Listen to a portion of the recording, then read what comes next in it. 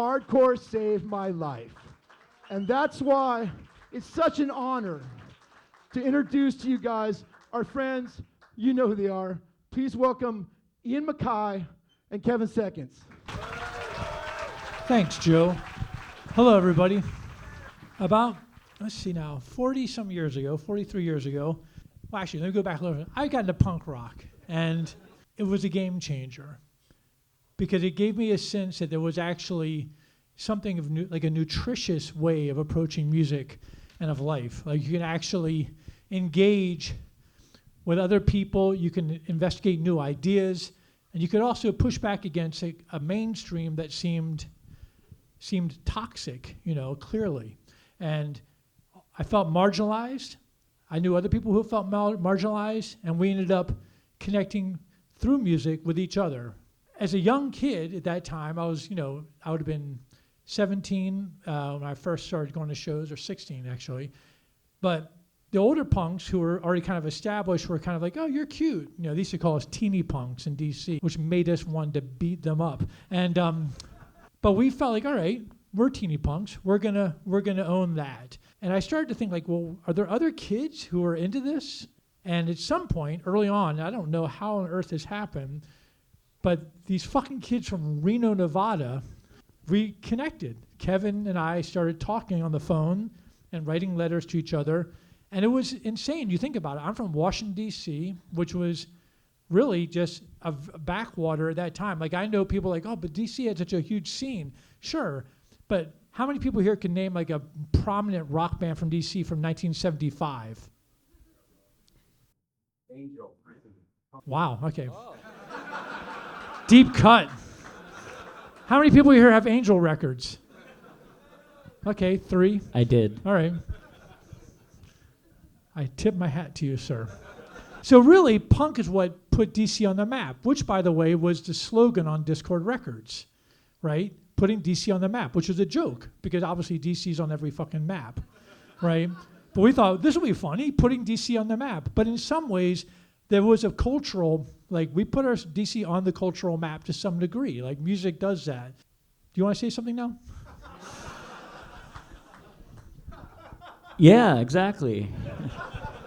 So you live in Washington, D.C., but imagine living in a little town called Reno, Nevada, which was in 1976, 77 was, it's grown up quite a bit, but back then it was very conservative and very anti-kid. There was nothing for young people to do. So we were like little rock and roll kids. We loved heavy metal and Angel. The first time I heard about punk rock was there was a thing on TV about what the big movement happening, the hate movement going on in England with the Sex Pistols, and we saw it on TV. My family was living in a motel off of Prater Way in Sparks, Nevada, and we had a neighbor friend that would come over and watch Saturday Night Live with it. It was just a weird scene. But we were watching this thing, and our friend, this guy that would come over, said, "Oh, look at this garbage. God save the Queen. What did it?" And me and my little brother Steve, we were just looking at each other like, this sounds fucking pretty cool to us, right? And we grew up with that. But I think the appeal also was that I didn't feel like I connected with anybody in my high school, or I started working at McDonald's. I didn't relate to anybody. And for some reason, something about it was so appealing, and the idea, more than anything else, was to see these bands that, I remember having like a Jimmy Page poster in my room thinking, I love Led Zeppelin, but I'll never be able to do whatever that guy's doing. But for the first time, I'm seeing this like band playing and kids are spitting on them and they're really close. I'm thinking, well, that I can do. That's something I could probably do, And it kind of liberated us sort of, at least in our own heads, from whatever shitty, dreary existence we were living at that point. To know that there were kids, well, particularly with the idea of straight edge, we were kids that didn't drink, and I tried. I wanted to be cool like all my stoner friends, but it just didn't really appeal to me that much. And so to hear that there were kids that love punk rock who were saying like, fuck no to the excessive shit, was really, really something that we just sought out. And we said, we gotta figure out how to meet those guys. We gotta figure out how to reach out to, them and see what they're up to and what they're doing. And then I got a letter first from Henry Garfield. And then shortly after, Ian wrote. I still have it. I have all your letters, but it was on like a. And I have yours. It was like a Senate stationery. It was like some kind of a political state U.S. Senate stationery. Probably something we got out of the trash. Yeah. For real. Yeah. But anyway, that was the start of a long time friendship. And So in 1981, Meyer Threat thought, we're going to go on tour and we're going to go out west. We want to go meet all these kids. It was the DC Youth Brigade and Meyer Threat. And Tommy Clinton, who was a guitar player in Youth Brigade, he had his parents' van, it was a vacation van. And then I had a 1970 Plymouth Duster. And Brian Baker's mom, he took his mom's Volvo wagon. There was two bands and maybe 8 kids who were like 14 or 15 years old. And we're like, let's go. So we drove to Maumee, and then we went to Chicago. And then we went up to Madison, Wisconsin, and we played a place called Merlin's. And we met the guys from the Bloody Mattresses. At that point, we'd gotten to Madison, Wisconsin before Tommy's parents realized the van wasn't there. So he called home. They said, where is the van? He goes like, oh, we're doing this tour. This is apocryphal. I think it's true, but Tommy may have a different story. But anyway, the van had to be returned immediately. So the tour was off. But our next stop was Reno. Then Meyer Threat, of course, Lyle went to college. We took the fall off. We reformed. Finally, we go across the country. And this will give you an idea of the way the punk map looked to me. Our first show was Boston. Our second show was in Detroit, right? The Freezer Theater. Our third show, we just drove straight from Detroit to Reno. And it was like 2 days. And I remember we drove all night and we pulled into Reno at around maybe 8 in the morning. We got off the exit and we went to a Denny's. On Wells Avenue. Right. In Alpha. Right. So we get to the Denny's, and I said, I'm going to call Kevin. And I call Kevin, and I say, hey, we're at this Denny's. He's like, okay, I'll be right there. So I'm just looking out the window, kind of just waiting for our food. And I'm just looking, and I see this, like, dot kind of coming down the hill. And I'm looking, and I keep looking, and this guy is just running down the hill. I'm like, that guy jogging? Like, what the fuck is this guy doing? And it was Kevin. He was running down the hill to the Denny's. Yeah. I think you were wearing boots, too. Okay, all right. I got it. Hold on. I'm glad you brought this up, because I've had 4 people come up and say, that story Ian told about how you ran up in super short shirts and cowboy boots. You didn't say that in the thing, right? I never said that. I never owned fucking cowboy boots. I never said that. I never All said right. that. Anyway, the point was that we really felt a connection with the Reno people. But the show they played, we played together. We didn't have venues. Like, I'd ask churches, bingo halls. I'd ask, because I knew kids were putting on shows at VFW halls and da-da-da. We said, we can't not have Meyer Threat play in Reno. And so our friend Janelle said, hey, I have this house, big backyard. Let them play it, da-da-da-da. You had booked us into a venue that then they canceled the gig. Yeah. And we're like, what are we going to do? And you said, we can play in this backyard. We're like, okay, we'll play in the backyard. I can't. So we set up in the backyard, and like Jeff gets his drums up, and he goes like, pop, pop, and the police showed up. Like he didn't even, they were there so fucking fast, and we're like, and then they're like, hey, you got to turn it down. We said, we haven't even started playing. So then we ended up putting towels on all the drums, and we turned the amps really low. And we're playing, and it was absurd because Meyer thought it was a loud band, then was there like a conga line going on or something? We had this thing called the Rad Rock. It was like there was this Reno crack the whip dance. That's probably what you're talking about. That's what it was. Yeah. Yeah. We can't. It was in this really quiet suburbanish neighborhood. Yeah.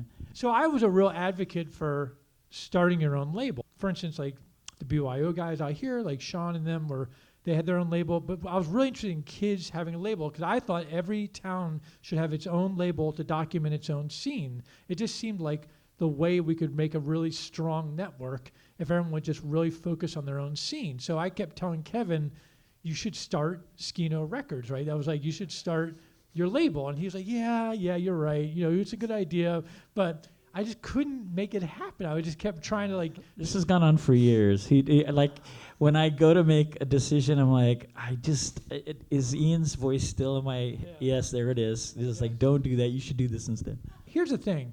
When I first started studying punk rock seriously, obviously the English stuff was really important, but really quickly, the LA stuff was, for me, the most important. Danger House Records had a huge impact on me. It was a massive impact. Danger House was from my point of view, what I saw was a highly creative, highly curated series of records that reflected a really specific scene, and it was really powerful. That was a huge influence in Discord. That was, if we're going to make a label, we don't want people to think we're just trying to make money. So we told people, any money we make, we're going to put into putting out another DC band. And that was the model for the first, I think, 5 or 6 years. All the money went to the next record. That was the plan. But it was really to document this really specific scene. I fucking love 7 Seconds. I just love this band. So I was... So in 1984, they came out and we did Rock Together, right, at Don's. We were on tour. Yeah. When you tour often, you would spend a couple of days in the town to hang. Yeah. And the thing is, these sessions were not long. We did Rock Together probably in about 8 hours. Yeah, it was quick. quick. We just knocked it out. I was really excited. I liked your first record, but I really wanted to make a record with you because I thought Inner Ear would be such a cool studio. And Inner Ear is that time, and now again, by the way, it was Don Zentera and his wife living in this little brick house at 712 South Ivy Street in South Arlington, in Virginia. And literally, the live room was a rec room where the kids' toys were, and the mixing room was in the boiler room. So you had to sit next to a boiler and the furnace, and it was jammed in. It was a little tiny thing, like a closet. But we just made all of our records there. And the first 10 years, Fugazi recorded Repeater in that place. That was just our studio. And then Don got a big building in 1989 or 1990. And for 30 years, we recorded at the big Inner Ear. And then Arlington County, in a stroke of genius, they basically bought the building, kind of evicted Don, and they did that because they wanted to create an arts and culture district. So, but it was that's crazy. But it worked out. But it worked out great because Don, Don is now, I think he's 76 years old now, and Don was like, "This is kind of great because I'm kind of done with the whole building." I said, "So what's the plan?" He's like, "Going back to the basement." And so I've been making records in the basement again. Yeah. I made my sister's band Bedmaker. We just made a record down there, and just did a Cintra Ghost record, and it's great. I love working down there again. Anyway, these guys are coming. And actually, I should tell you an interesting thing about phone calls. Because at that time, tours were really booked on the phone. Long distance was really expensive. So there were 2 photocopied things that used to be passed around. One was the numbers of all the people who could help you put on shows. They may not be able to put the show on for you, but they can help you put on a show or tell you where to go. The other list that was being passed around was what was called the corporate numbers. These are the phone numbers of corporations like Exxon. I remember hearing about those. Yeah, Coca-Cola, the American Nazi Party, which actually was a real thing. We had all these phone numbers, and there was no answering machines at that time. So you would call in the middle of the night, and you say, "Hi, I want to charge this to my home phone," and you give the Exxon number, and then they would say, "Okay, hold on, let us check that number." And you're, "Okay, no problem." And they come back, "Well, nobody's answering, sir." I go, "Right, I'm traveling. That's why I'm charging it to my home phone." Right? So that's how we booked all the tours. You go, and there was one thing you had to be very cautious about. You had to do it from a payphone. And somebody, I'm not going to say who, Black Flag, they stayed at Discord House. And then about 2 weeks later, I get a call from the telephone company, and they say, "We have 15 calls from this number using this illegal number, and now it's attached to hundreds of calls up and down the East Coast, and you're responsible for it." I go, "Oh, I think it's a band called Black Flag." And then I hung up the phone, and I called Dukowski, and I go, "Fuck you." So that's how you would book all the shows, and probably, I don't know, you never use illegal numbers? No. Wow, good guy. See, they're pure driven out there in Reno. I remember how exciting it would be when somebody, I will not name names, would just hand you a nice fresh sheet of new numbers, and you'd be like, it was like getting paid great money or something. It was like, So I think that we did the Rock Together record. The record came out and it's great, and it came out. I love this record so much. So then they were coming back again in 1985. They had a new lineup. This was weird for me because I'm a super like Minor Threat was Minor Threat, but 7 Seconds would change. You had different members, which was always kind of caught me off guard. I have these journal notes, and I looked at them this morning, and I talk about they have a new guitar player, this guy Ron, and I was like, oh, and then I go, this drummer Belvy, I don't know, he's a handful. I remember Ron, the guitar player, was 16 years old, and I had to sign a thing from his parents giving me I was responsible for if anything happened to their baby boy. Belvy was, did you ever do any shows with Belvy in Syracuse when he was living up there? Nope. Belvy was in a hardcore band from Syracuse called the Catatonics, and he booked a bunch of our shows, and he was just a cool guy. We used to talk on the phone, and I don't remember. We knew Troy was taking a little break. He was having a young life crisis, and we didn't want to. We were starting to go. Things were moving, so we were like, well, we can't not play. So Belvy said, hey, man, I'll do it, and moved to Reno for a while, and that was it. So this is classic 7 Seconds. In my journal, I go, they're supposed to get here at 3.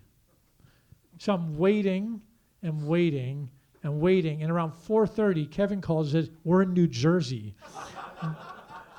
Because we were supposed to go to Inner Ear and start that night at 6 o'clock. They were going to get at 3, and we're going to go to the studio. So they showed up at 10:45. But we still went to the studio, and we loaded everything in, and then we go in the next day, and we tracked for 5 hours, and we recorded everything. Done. Yeah. And then the next day, we mixed, and it was 6 hours, and we finished it, and the bill was $400. Yeah, it was really, And even then we were going, that's a little steep now. Yeah. That session was cool, but then quickly after that, your tour ends, right? Because Belvy got all beat up. We were on tour, and then we had a show scheduled for Baltimore at, was it the Loft? The Loft. Yeah, the Loft. And we actually walked up, we got there early, and we walked up the street. So there was a little diner, and we went into the diner, and I remember it felt like there's a scene in that old movie Easy Rider where the guys walk in and nobody will serve them. Everybody was just looking at us and we're like, let's just get out of here. We got back, and our drummer was out. I think CO's Corrosion of Conformity or somebody played Die Kreuzen or something. But they're playing. I was standing outside talking to some kids, and then this guy comes running out saying, hey, your drummer just got jumped. And I was like, and I thought he meant inside. So we ran in. He goes, no, these neighborhood kids jumped him. Anyway, they beat him up, smashed a beer bottle into his ear, and that was kind of it. There was some DC women from the punk scene. Yeah, DC. Amy Pickering and Molly Burnham and maybe Lindsay, I'm not sure. Yeah. But they were at the show, and they brought you back to DC. Yeah, they just hospital? said, follow us. We got the guy just, I think he gave us $100 and said, just go. Jules? Was it Jules? Yeah, it was Jules. And we just got our gear back in and went to the hospital following the DC girls, and the doctor told them basically, you can't do anything for a week or 2 weeks. So it was we canceled everything that was left of the tour, drove straight across the country back to Reno, and with our drummer he's on some kind of drugs that just made him sleep. And I remember thinking, this is the worst. It's the worst tour ever. Worst thing in life. I was going to say, we were just thinking about having to sign in Ron. Minor Threat in our third tour, the one in 1983, and so we were just driving along, and Steve, I think, was 16. Yeah. We had a couple shows up in Canada, and we'd never been to Canada, so we get to the border, and the guy who's doing the show up there in Winnipeg gave us, we had a contract that said that we're going to play at the university. He said, yeah, just show him the contract. So we get to the border crossing, and it's probably, 1 a.m, and we had Jeff Nelson, the drummer of Minor Threat and co-owner of Discord, he's also a brilliant carpenter. So he had this incredible deck he had built in the Minor Threat van with 2 levels, and it was carpeted, and we had stereo speakers on the walls, and but he also had this little hidden hatch. So we get there, and the Canadian people are not nice. First thing they do is they search the van. They're searching it. They're tearing it apart. And at some point, the guy's like reaching around. He's like, "Oh, what do we have in here? What's this?" And he finds the hidden door, and he reaches in, and he goes like, "Huh?" And it's like 1,000 pieces of Bazooka Joe bubble gum. Because that's what we kept in our hidden pocket door. Then we get taken into the office, and I go in first, and the guy goes, "You're the leader of the band?" I go, yeah, I guess so. And he says, "So what's your business here?" I say, "Oh, we're playing a show in Winnipeg. Here's the contract." And he looks at it, he's like, "It's a crooker than a goddamn snake in the grass," which I had no idea what that meant. And then he started asking me all these questions, really mean. He goes like, "Okay, I hear your story. Let's see if your guys tell the same story. You sit right here." So then he kept bringing each other member in, asking the same question. They'd answer. And it was going pretty well until Steve comes in. So he says to Steve, he goes, "Okay, name?" He goes, "Steve Hansen." He goes, "Okay, what's your address?"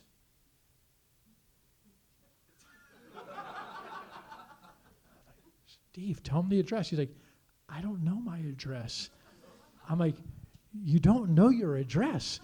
He goes, "We just moved." I go, and he doesn't have an ID. He has no driver's license. There's no ID. He doesn't know his address. And I said, "We got to call your mother," even though it's like 3 a.m. there. And he's like, "I don't know the number." And I'm just sitting there, and I'm so stunned. And then the guy behind the desk looked at me, and he was like, "I'm going to let you through, but you got to do something about this guy." So we did the New Wind record, and then I think the initial idea was we're going to do the New Wind EP. But then you guys came back here, and you were like, "We have other ideas, I guess." Yeah, we were with BYO, and I don't even know how the Radio Tokyo thing came up. Yeah, I don't remember if we even had an idea what we were doing, to be honest with you. Oh, actually, I want to say one thing about the recording, which is pretty incredible. So Don was recording on 4-track early on. And the thing about 4-track is that, generally speaking, like with Minor Threat stuff, we would always have to do the vocals later. When he went to 8-track, that was the first time we could do live vocals. Out of Step was 100% live vocals. Like that was like because it was 8-track, right? And here's a weird one. Like Look Back and Laugh is the first time I ever sang the song, one take. And that was yeah. And the thing about it is that I practiced at home listening to a cassette. And then we went in and did it, and it was like the first take, and I was like, "Well, fuck that. Let's stop there." The Bad Brains recorded in 1979 at Inner Ear. HR wanted to do the vocals live. So Don took a long cables up the stairs, out into the backyard, and HR stood in the backyard with headphones and a long cable and a microphone and a long cable, and they played in the basement, and he sang in the backyard. Can you imagine watching HR singing? You can't hear anything. Just going, I had the multi-tracks. You can hear kids going, "Hey, mister, what are you doing?" Like it's, so when Kevin, I go, "Hey, HR sang in the backyard." He's like, "Let's do it." So we ran the cord up the and he stood in a tool shed, or like a little garden shed, and he sang in the backyard, and it worked. It was cool. Like you pulled it off. And then what were you guys doing at that point? What was your next record after that? Oh, I don't know. Praise Records. Yeah. Which we had the brilliant idea of being on tour, a big long tour, and recording. We had a night and a half to record, but I was sick. I couldn't. I had no voice, and we just recorded the best we could. What happened to those tapes? That's a good question. I have the master somewhere. Find them. I'm pretty religious about keeping copies of things. So it seems really important to have, like, in the archive, actually have stuff. For instance, like we would have records pressed, and then we would say the pressing plant, was there an overrun on the labels? And they're, yeah, I was like, we'll have those. So we were very focused on keeping stuff. Kevin early on sent me a number of early cassettes. These are like these crazy Reno comps, some of which I think, and you could be wrong, is you and Steve playing 7-second songs in your bedroom, and somebody's playing drums on a pillow. Yeah, no, we took a suitcase. We had cymbals. I don't know how we got 2 cymbals. And then we put like a stick between the cymbals and clamped it in the suitcase. And then we had some weird pillow, but it was on top of something that made a thump sound. So these tapes, these are like early 7 seconds. You'd hear these songs, but it's like this totally super lo-fi version. They were like literally recorded on like a little handheld recorder with a condenser mic. Like it wasn't no tracking. But I have them all. I got all those tapes. They're so fucking cool. So at some point when they were working on the New Wind stuff, and I was over at Don's Zinteras one day, and I thought, like, I'm going to mess around with one of these New Wind, because I've often thought about these guys. I never really knew the other songs out well from that record. So then I just took one of the songs and I remixed it. So I sent you that mix. Yeah, we were on tour, and out of the blue, you didn't even say that you were doing it. You were just like, hey, what do you think of this idea? I was like, if IanMacKaye wants to fuck around with them. But it was cool. And so then I thought, well, fuck it. So then I was like, I said to Joe, well, do you want me to remix? I'll take a shot. We can do an alternate version. I said, I'll do it for free if you pay Don Santera. And so we did. And I think it's pretty cool sound. It's a different version of the record. I mean, obviously New Wind as a record is a super important record. This is just a different way of hearing the record. I listened to that new mix like 1,000 times. It was so interesting to hear the songs in a different light. First off, mixing 8-track is so nice. It's just 8 tracks, and that's all there is to it. Not as nice as 4-track. That is so enjoyable, mixing that. But 8-track is just simple and clear. And punk is simple and clear, and that's why it's so fucking important. Does anybody have a question? Yes, sir. Can we expect any other alternate versions of albums that you have the master? Can expect any other remix versions? Maybe. I mean, I will tell you, Don and I have worked together now since 1980, and sometimes I'll just go over there and we'll just drink tea, and we eat a lot of bread and oil, like just olive oil and a little bit of salt, and we just eat bread and oil, and it's ridiculous because we'll eat a loaf between the two of us, and like, what are we thinking? But we just drink tea and eat bread and just fuck around with old songs. And I've remixed a number of things, so yes, it would be. Come by sometime. Anybody have a question? Is IanMacKaye ever going to make music and tour again? I don't know. I'm not a goal-oriented person, so I don't ever think about this is true. I don't ever think about the future. I've never thought about the future. Like right now, I'm thinking about this. That's what I'm doing. That's where I'm at always in my life. I'm sure I'll figure out a way to return to the stage playing music in some form. I don't know what that form will be. I don't think I'll be at the Palladium. Seems unlikely. I have to say that I find the music industry, it's weird to me, the punk thing, like so much of what I understand to be like the punk world now, it's so interesting that the very thing that I found problematic about the industry to begin with, which was management and agents, are so central. And no disrespect to managers and agents in the audience. I find I really find the landscape really problematic. And I also find the advanced ticketing, all that stuff, it drives me crazy. I'm not a fucking Luddite, but it does seem a little weird to me. Between us collectively, we've probably seen 5,000 shows or something, right? And there's no trace or way to track the fact that you and I saw any of those shows, because they're like, here's your money at the door, and that's it. I'm not being paranoid. It's just weird, because what it changes is the kind of flow, this sort of sense of like community where you come to the show and you talk to people and you change money. So like when Amy and I were playing in the Evens and touring, like we just didn't play commercial venues. But for me, real punk, I'm not saying that's fake punk, but for me, the real punk thing is always going to be underground. And it's always going to be people figuring out how to navigate around these systems that are ultimately things that bracket us, I'm a fucking punk.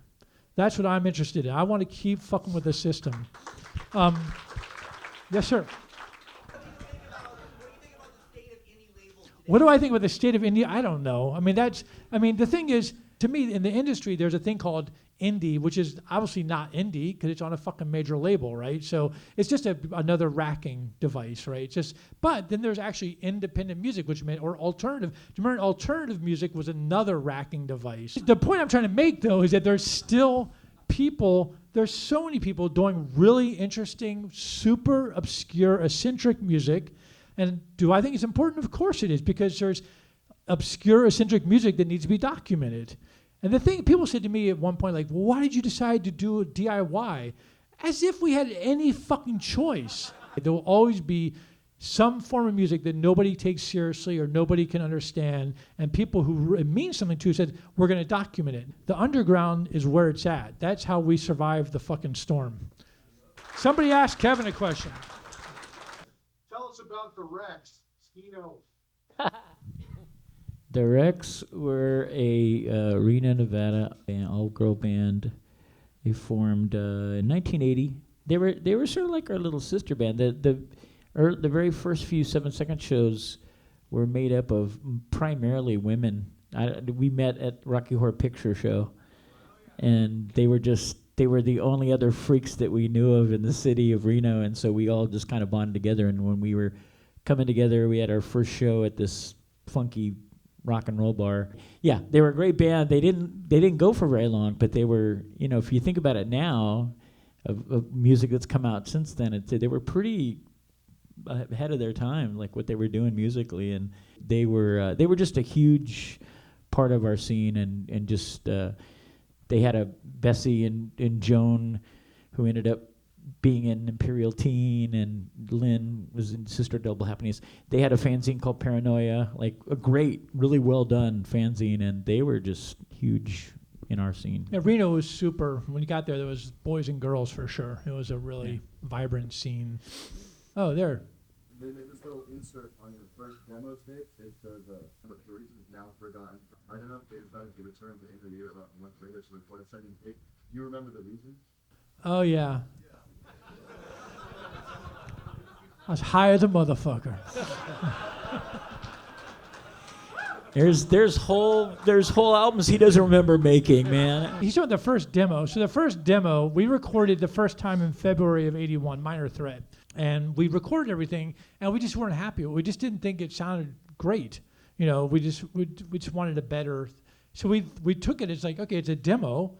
Now go back in and record again and make a record. So I think the reason I say for reasons forgotten now is mostly that we don't know why. People say, why did you just put this out to begin with? I don't know, because things were going quickly. I mean, we also recorded this. I think we recorded in April, or maybe it was June, but it wasn't much later. We just went right back in and recorded it again. And actually, we recorded In My Eyes 2 months after that. We were really, we must have recorded in April the first record, and then we did In My Eyes in August or something. But things were going very quickly. So that was, Rollins, SOA recorded their demo in December, and then he recorded again, and they did their record probably in February. Things were going very fast. And then he was gone. He left in July to join Black Flag. Things were moving at a clip. So when I say for reasons forgotten now, it's mostly that things were a blur. It was all just happening so quickly. The question from the live stream is, Kevin, what is the song Change in My Head? Is that a new song? Where did it come from? Yeah, it was a extra track that came on, and we had a couple of extra tracks that we recorded with Ian that I'm unlike Ian. He remembers things like in such detail. I remember some things, but we recorded those with Ian, and they ended up on a couple of that one and that song Compro, which ended up on some compilation. Wasn't it Pusshead thing? It was on the Pusshead record? Compro, yeah, I don't change it. What was it on? I think it was on a 4 bands that could change the world. Oh, it was that's right, 4 bands. Adrenaline, OD, White Flag, Yeah. and F. And I think that so they were just extra songs. I think that we probably should have just been part of the record in the first. I think we were getting asked to be on a lot of compilations, and I think we were just like, well, how often do we get to record in a good studio? And we just recorded and used that for that. Sir. Can I repeat the question for the people in the back? He wants to know if in the early 80s, was there a difference between the smaller scenes and the larger scenes? So he's from Syracuse, and he's saying like Syracuse versus LA. That was the question, I think. Thank you. Yes. No problem. We did well in bigger cities too, but when we would always try to play any chance we got, especially in the Midwest and out in the middle of nowhere. We love playing the small places because that's where we came from. And I mean, so I don't know how many times we'd come to a place and it would be some 15-year-old kid he had to get his mom to rent the hall, and he'd do the door. Sometimes his mom would help him do, and literally, and so many times that would happen, and it just reminded me of home. It was like, oh, that's what we do, and so it was always a good thing. One more question from the live stream, and this is for both of you. It says, have either of you ever heard a cover of your band that you actually like? Absolutely, yeah. I've heard a lot of covers. I've heard sometimes I hear really faithful covers that I think, all right, they took it fucking seriously. And then sometimes I hear people who have really almost crazy other visions of this song, and it's especially the French. I don't know what the fuck's going on over there. And then there's been a few that are a little annoying. There's a few, kind of jokey ones that you're like, all right, fuck you. But what about you? Have you heard covers that you? I've heard some. Yeah, I've heard a few really, really good versions of. Yeah, that's right. Was that the whole cover of Skin Sprayed Sketching? I heard rumors for years about it, and I didn't know until one time. Was it a live Sonic Youth thing that they added the audio of that onto something, a video or there was a release that came out, and they just used that. I never knew anything about it until I was like, wow, that's covers cool. Is the same cover. It's like I never got the physical version of it. Yeah, I think that I've heard some pretty cool versions of the songs, for sure. But have you heard the version of Punk Rock Karaoke with me singing? Steve Soto talked me into singing. I have seen the Punk Rock Karaoke thing, and I went there. This is many years ago. It was like back when they, I think, made their first tour or second tour, and I think who was it? It was like some of the Social Distortion guys and who? Hedson was in it. Yeah. Stan Lee. Yeah. And no, this is pre-Stan Lee though. This is an earlier version. But anyway, I went down. I was a little bit dubious about it because I'm not a nostalgic guy, or I'm not particularly sentimental, and I just was like, I don't know, but I'll go. So I went down there. So then I'm watching this show, and they're playing all these songs. I know every song, and I remember they did 12XU, the Wire version, and 12XU, the Minor Threat version, which I thought was pretty interesting. So people would sign up to sing, and then they would play the song, and the person singing would just bring it so hard. And I thought, this is fucking gospel music. It's like, oh yeah, this is what it's really about. And in those moments, I realized this is not, I don't know what their take on it was, but for me, I was like, yeah, this shit is real. I really appreciated it. And then I remember at one point, and I wish I could remember who was in the fucking band, because they turned to me and they're like, come on, sing a song. I'm like, fuck you, I am not singing a song. Time for one more? All right, 3 more. There you go. What's my relationship with Reno these days? I'm trying to learn from them. It's a good question. I mean,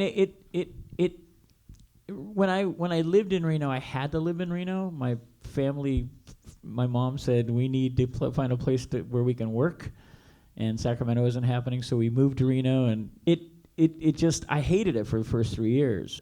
But punk rock was the only way that making punk rock happen in Reno was the only way it was going to be bearable, and so I had a big love affair with Reno because I was a part of it. I got to help create something. I still feel I just don't have that. Steve and Troy still live up there, and but once my mom passed away, I didn't have any real roots anymore, and the reason I moved back to Sacramento is because I just got tired of.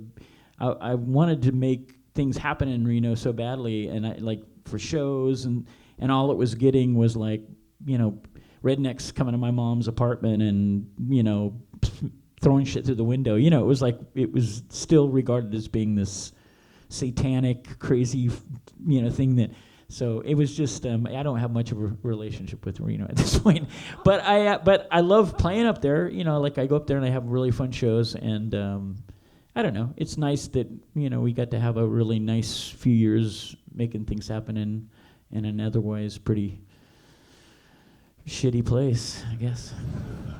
In the back. Kind of were accepting of those more extreme bands like Malafis and Unification, or was there kind of it wasn't really in the formula of what was more popular, so it was getting a little more extreme? I don't actually agree with that premise about the formula. I think that people often say like these bands are too weird.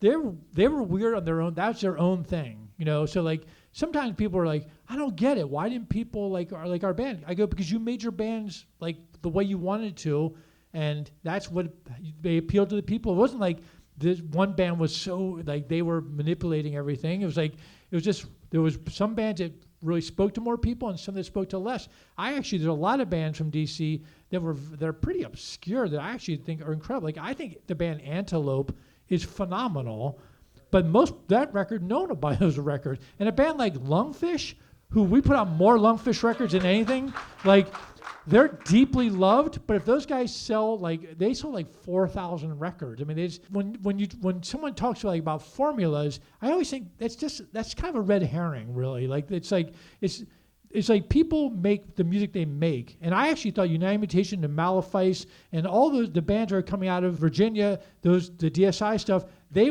had their own spin on things and they had their own scene. I thought it was cool. It was really cool they were doing their thing. One thing about Discord, people say, well, why didn't you put out this record or that record? But most people don't understand that we were fucking broke. We had no money. We were like hand to mouth. So the records that came out, were literally, they would come out when we made enough money from selling the last record. So we literally couldn't put out all the records that we would have liked to put out. We just didn't have the money. I mean, I worked 3 jobs. I worked for a movie theater, I was working for Haagen-Dazs, and I drove a newspaper truck, and then I worked for a record store. And we all had jobs. I didn't actually quit working until 1988. So the idea really was just to do what we could, and also to encourage other people to do their own labels and support them. So I think those bands, they were probably not as popular, say, as a band like GI or Artificial Peace, whatever, but I don't know. I don't know what, that's just the sauce. But it doesn't mean they weren't important. That's for damn sure. They were important. Now we have time for one more, Joe. Yes. Yes, sir. What's the memory you have when that record first came out? Oh, I loved SSD. When I first met Al Burrill, he was a guy that we just started writing letters and talking on the phone, and he's so funny and he's so relentlessly like Al. Like that guy, it was just, they used to call him Lethal. That was his nickname. We were on the phone, he had just such hardcore like ideas. And I remember when they came to DC for the first time, like, DC, we were kind of knuckleheads, but we were like, we were not the toughest guys in the world, but but those guys, the Boston scene, they were coming at it from a whole other level. And I think I'd driven the newspaper truck that night, so I was, it was probably 10 in the morning. I'd gone to bed at like 7, and I think it was snowing. And I woke up, and the whole house was just like thundering. And I go downstairs, and the Boston guys had driven through the snow, and they were stomping their boots to get the snow off, and they had cut their sleeves off their T-shirts and wrapped around their heads, and they're all like shaved heads, and they're huge. And I was like, who are you? You guys? And they're like, you're the guy? Like, they were just so funny. Yeah, that record I thought it was a really cool record. And I was super into the idea, again, of Exclaim, like that label. I thought, like, that'll be the Boston label. Exclaim never got, Al didn't do that much with it, but Al, he owned that label for real. It was a great friendship, many years. And, he, as I said, that I've never met anybody more Al than Al Burrill. That guy Al's a motherfucker. Now we're going to have the last question. But what are your thoughts comparing it to like the old school with the new school? I don't have an opinion. I think, people, I'm not judgmental about it. A couple weeks ago, I went down, Mike Watt was playing, and he's playing, my sister's band Bedmaker was opening for him, and they're playing in this weird venue in Washington called the Pearl Street, and it's actually they're nice people and it's a nice room, but it's in a new area in Washington that wasn't there 20 years ago. Literally, it was like a whole new zone. And across the fake cobblestone alley from that venue is another venue, and Agnostic Front was playing there the same night with Murphy's Law, and I was like, well, I got to go fucking check in. So